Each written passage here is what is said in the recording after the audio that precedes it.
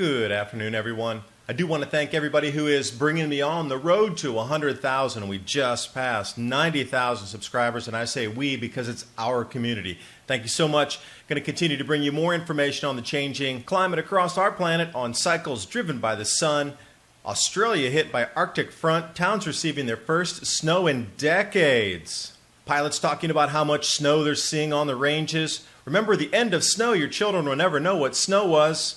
Except in Australia, where prior to 2019, there's only ever been 2 weekly depth increases of 70 centimeters or more. Naysayers will try to say it's warming oceans, but when we look at 1998, we should have seen the same result with heat, but we didn't. So how prepared are you for emergencies? My Patriot Supply, the 2-week grab-and-go food crate, or the 4-week food supply? The link's in the description box below, and it's another way to support the Adapt 2030 channel.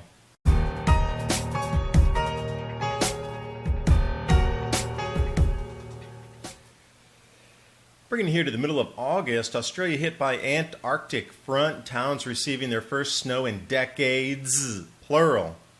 Region's just 90 minutes from Sydney, extremely rare snowfalls over the weekend. And if we dive waist deep into global warming, we'll see the snow bus here, the end of snow.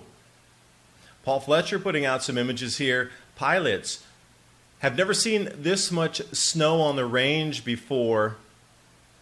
This is the same time where these kangaroos jumping over the fences in heavy snow, that viral video that went out. Kangaroos in the snow in Australia.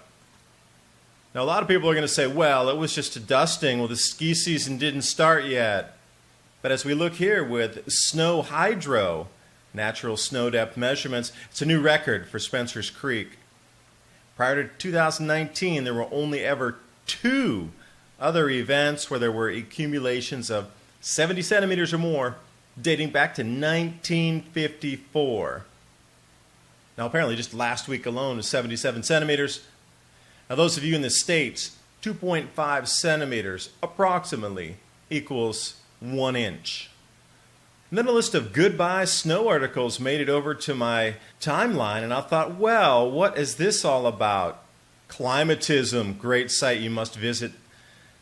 End of snow update, natural snow depth in Australia, the highest in 2 decades. But remember, the experts told us from the Climate Research Unit, Dr. David Veneer, snowfall will become a very rare and exciting event. Children just aren't going to know what snow is. And then Al Gore repeated that again and again and again and again. Goodbye winter, never snow again. Mild winter temperatures will decrease heavy snowstorms. That was from the IPCC. But you see how they flipped it now to say warming oceans will cause extremely heavy snowstorms. So how do we get the full reversal in what we were told in 20 years? Oh, it didn't pan out, so they just changed the narrative. Snowfalls are just a thing of the past. Remember these famous headlines? We're going to run you through history here. Climate change. 2001, the IPCC third assessment.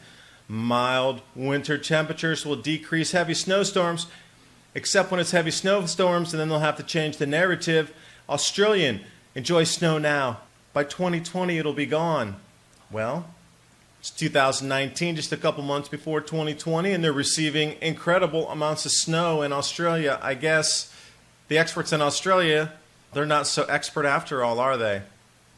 And Cicero, also this 2003 report, the experts. The average annual duration of snow cover decreases by 5 and 48 days. Maximum snow depths are going to decrease between 10 and 40%, except 2019, because that snow outside is what global warming looks like. You notice how they changed the narrative? Since the no more snowfall didn't happen, it's got to be warming oceans. But then take them right over charts just like this. 1998 heat spike, we should have seen an enormous amount of snow in places, should we have not? But we didn't. Now they're saying, oh, it's warming oceans. But we didn't see the same thing in 1998, so perhaps that's not the causation. Chinese scientists warn of imminent global cooling, and Moscow on track for the coldest August on record going back more than 150 years. And then you'll understand why. The global warming petition has been signed by more than 31,000 American scientists, stating there is no convincing scientific evidence that human release of carbon dioxide, methane, or other greenhouse gases is causing disruption of the Earth's climate. So much for the 97%.